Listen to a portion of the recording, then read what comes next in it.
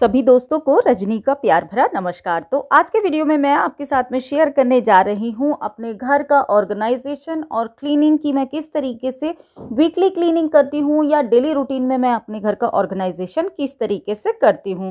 तो आशा करती हूं आज का वीडियो आपके लिए एक हेल्पफुल वीडियो रहेगा।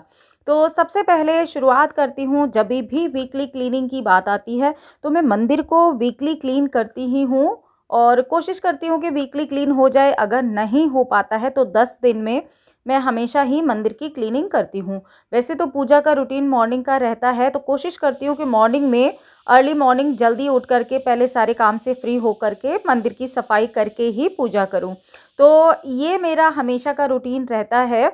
इसके बाद में बारी आती है बेडशीट चेंज करने की। तो बेडशीट में ट्वाइस और थ्राइस इन अ वीक जहाँ की भी बेडशीट मुझे गंदी लगती है वहाँ की देख करके चेंज कर दिया करती हूँ, क्योंकि बेडशीट चेंज करना वीकली या ट्वाइस इन अ वीक बहुत ज़्यादा ज़रूरी होती है हाइजीन के हिसाब से भी, और घर का लुक भी चेंज हो जाता है। इसके बाद में जैसे कि विंटर आ गई हैं तो विंटर में हमें टाइम टू टाइम अपने जो कंफर्टर हैं या ब्लैंकेट्स वगैरह हैं तो वो चेंज करने होते हैं। तो मैं भी ब्लैंकेट्स को चेंज कर देती हूँ।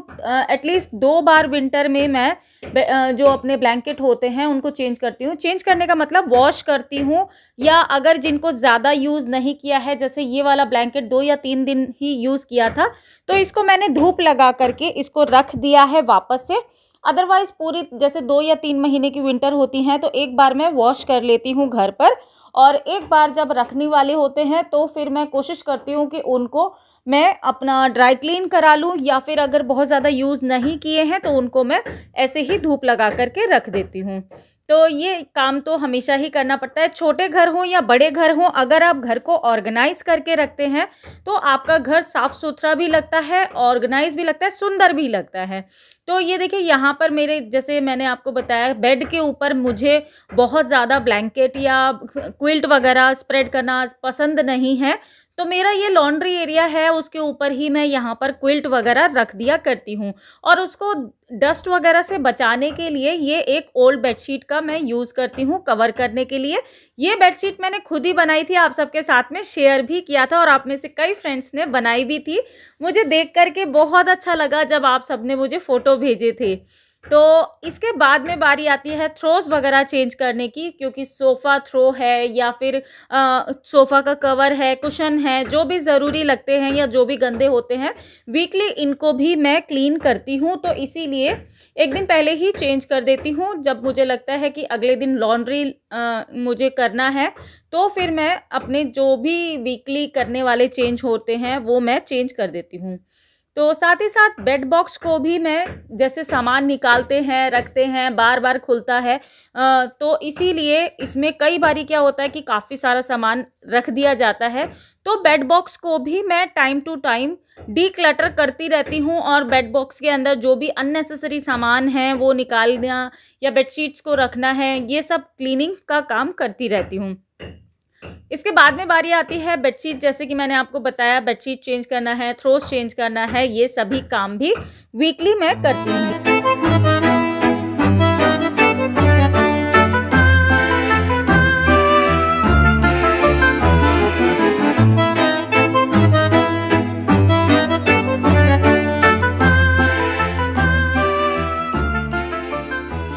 कॉफ़ी टेबल को तो मैं डेली रूटीन में क्लीन करती ही हूँ, लेकिन इसको वीकली मैं थोड़ा सा डीप क्लीन कर देती हूँ। डीप क्लीनिंग का मतलब है ऊपर का जो मार्बल है इसको अच्छे से क्लीन कर दिया है, और उसके बाद में इसकी जो लकड़ी है उसको मैं क्लीन करती हूँ जो वुडन पॉलिश होती है उससे, जिससे कि इसकी चमक बरकरार रहे।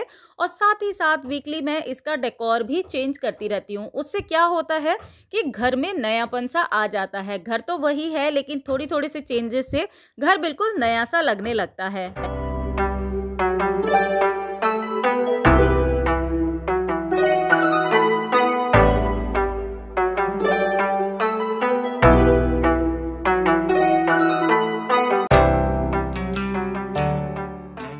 घर में हमेशा ही सफाई का बहुत सारा काम होता है और एक ही बार में सारी सफाई करना पॉसिबल नहीं होता है। तो मैं कोशिश करती हूँ कि जितने भी विजिबल स्पेस हैं या विजिबल सरफेस हैं जैसे कि ऊपर ऊपर की चीज़ें होती हैं उनको मैं हमेशा ही क्लीन रखूं। इससे क्या होता है कि यही वाली जो डस्टिंग होती है ये हमेशा आपको नज़र में आती है कि घर में डस्टिंग की है कि नहीं। तो अगर आप डीप क्लीन कर रहे हैं वो तो अलग बात है, लेकिन हमेशा ही आप उन सरफेस को डेली बेसिस पर क्लीन करें, या मैं भी हमेशा करती रहती हूँ कि उन सरफेस को हमेशा ही क्लीन करती हूँ और साथ ही साथ उनका डेकोर भी चेंज करती रहती हूँ, जिसको करने से घर में एकदम साफ सुथरा और ऑर्गेनाइज रहता है। अब जैसे कि सोफ़ा वगैरह है, इसको क्लीन करना है, डाइनिंग टेबल है, कॉफ़ी टेबल है, इन सबको क्लीन करने से मैं घर साफ सुथरा लगता है। लेकिन जैसे वीकली क्लीनिंग में आता है तो चेयर्स वगैरह है, इनको अच्छे से क्लीन करना है या फिर इनको पॉलिश करना है, हल्का फुल्का सा पॉलिश का हाथ लगाना है, तो इससे अच्छी हो जाती हैं ये सब चीज़ें।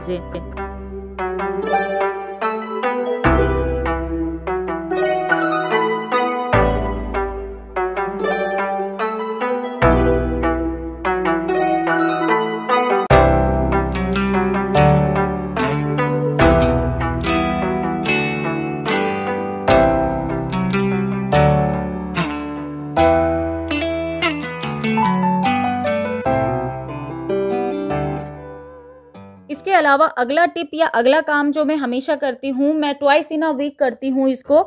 जितनी भी बाथरूम की टॉवल्स हैं उनको twice in a week change करती हूँ। वैसे तो ये बहुत ही छोटा सा काम है, लेकिन हमारे स्वास्थ्य को अगर देखते हुए अगर इस चीज़ को नोटिस करें तो बहुत ही ज़्यादा इम्पोर्टेंट चीज़ है। तो टॉवल्स का हाइजीनिक होना बहुत ज़्यादा ज़रूरी है। तो मैं ट्वाइस इन अ वीक अपने सभी बाथरूम में लगी हैंड टॉवल्स जो होती हैं उनको चेंज करती हूँ। जो भी वॉश करने वाली टॉवल्स होती हैं, जो बाथ टॉवल्स होती हैं, उनको भी चेंज करती हूँ। तो ये काम बहुत ज़्यादा ज़रूरी है जो कि मैं वीकली करती हूँ और वीक में 2 बार भी हो जाता है। इसके अलावा डस्टिंग का काम तो आपको पता ही है डेली ही रहता है, और बहुत बार ऐसा होता है कि डिपेंड करता है कि अगर बहुत ज़्यादा हम किसी और काम में उलझे हैं या कोई और काम कर रहे हैं तो ऑल्टरनेट डेज पर करती हूँ। लेकिन हाँ, कोशिश करती हूँ कि ये डस्टिंग जो है वो डेली डस्टिंग तो हो ही, इसके अलावा जो वीकली डस्टिंग में है, तो जैसे कि ये वार्डरोब होती हैं तो इनको बाहर से अगर हम साफ़ ना करें तो इनके ऊपर भी डस्ट जमा हो जाती है और लाइट चलने पर ये बहुत ही गंदी लगती हैं। तो इनको भी मैं हमेशा क्लीन करती हूँ। मिरर्स को वीकली अच्छे से ट्वाइस इन अ वीक मैं क्लीन करती हूँ। इसके बाद में नेक्स्ट बात आती है या नेक्स्ट काम है जो कि वीकली मैं हमेशा ही करती हूँ, वो है प्लांट्स के पत्ते जो होते हैं या लीव्स जो होती हैं उनको शावर देना। तो देखिए, विंटर है तो विंटर में प्लांट्स को पानी देना उतना ज़्यादा ज़रूरी नहीं है जितना कि फोलिएज स्प्रे करना। पत्तियों को धोने का मतलब होता है फोलिएज स्प्रे करना। तो फोलिएज स्प्रे करने से आपके पौधे जो होते हैं वो ग्रीन बने रहते हैं, सुंदर बने रहते हैं और उनको जितना ज़रूरी पानी चाहिए होता है वो मिल जाता है। लेकिन ये काम मैं अर्ली मॉर्निंग करने की बजाय लगभग 10-11 बजे के बाद ही करती हूँ। इससे क्या होता है, थोड़ी धूप निकल आती है तो पौधों को भी अच्छा लगता है, और फोलिएज स्प्रे करने से आप यकीन माने कि पौधों की लाइफ जो होती है ना, जो फूलों की लाइफ होती है वो बढ़ जाती है। अगर कोई फूल जो होते हैं वो 2 दिन खिलते हैं तो फोलिएज स्प्रे करने से वो 3 से 4 दिन खिलते हैं। बाय द वे, मेरे गार्डनिंग वीडियो ढेर सारे हैं। अगर आपको गार्डनिंग रिलेटेड वीडियो चाहिए तो आप मेरी गार्डनिंग प्लेलिस्ट चेक कर सकते हैं। अगला काम होता है वीकली क्लीनिंग में घर का कोई भी एक ऐसा कोना जो कि मैं सोचती हूँ कि इसको आज क्लीन करना है।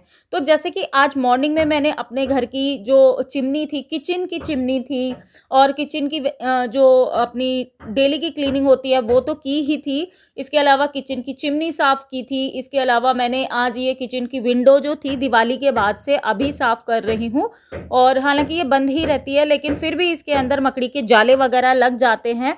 तो कोशिश करनी चाहिए कि वीक में कोई एक ऐसा कोना ज़रूर पकड़ना चाहिए, जैसे कि फ़ैन साफ़ करना हो गया है, किचन की ऐसी क्लीनिंग हो गई है जो हम अक्सर छोड़ देते हैं, तो ये काम ज़रूर करना चाहिए। उसी क्लीनिंग में आता है मेरा फ्रिज का डीप क्लीन। तो डीप क्लीन मैंने जैसे कि आपके साथ में पहले भी बताया कि मेरा फ्रिज बहुत ज़्यादा बड़ा नहीं है, इसीलिए इसको मैनेज करने के लिए मुझे स्ट्रिक्टली थोड़ी सफाई करनी पड़ती है।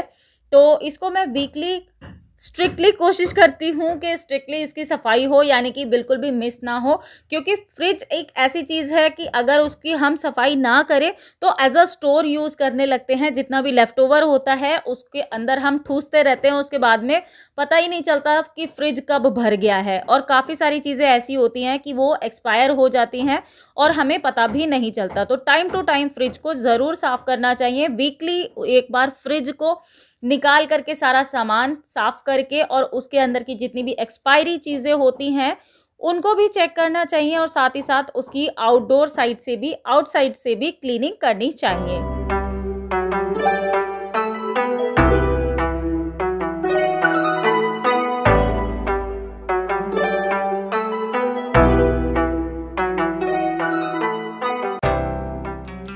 तो वीकली क्लीनिंग का नेक्स्ट काम जो आता है वो बहुत ज़्यादा ज़रूरी है, और अगर इसको हम फॉलो नहीं करते हैं तो हमारा जो घर होता है वो बिल्कुल अनऑर्गेनाइज लगता है, क्योंकि जितनी बार भी वार्डरोब खोलते हैं ना उतनी बार उसमें से सामान गिरता हुआ ही नज़र आता है।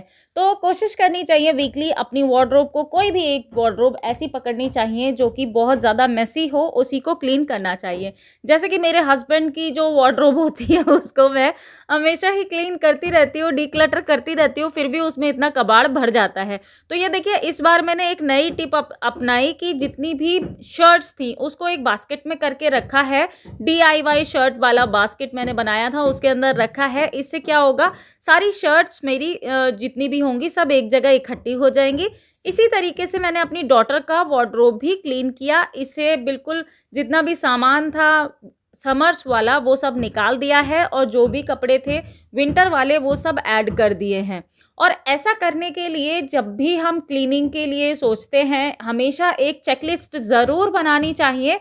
इससे क्या होता है कि हमें याद रहता है कि हमारा कौन सा काम हो गया है और कौन सा काम अभी रहता है। तो दोस्तों, एक बात यहाँ पर मैं ज़रूर कहना चाहूँगी कि जो भी क्लीनिंग रूटीन मैं अपनी शेयर कर रही हूँ आपके साथ में, या जो भी क्लीनिंग का काम हम अपने लिए सोच करके रखते हैं कि हमें वीकली ये काम करना है, ज़रूरी नहीं है कि वो सारा काम एक ही दिन में पॉसिबल हो, क्योंकि बहुत बार ऐसा होता है कि आपका मूड नहीं है, आपका स्वास्थ्य अलाउ नहीं कर रहा है, या फिर बहुत सारी ऐसी चीज़ें होती हैं जो कि हम फॉलो नहीं कर पाते हैं।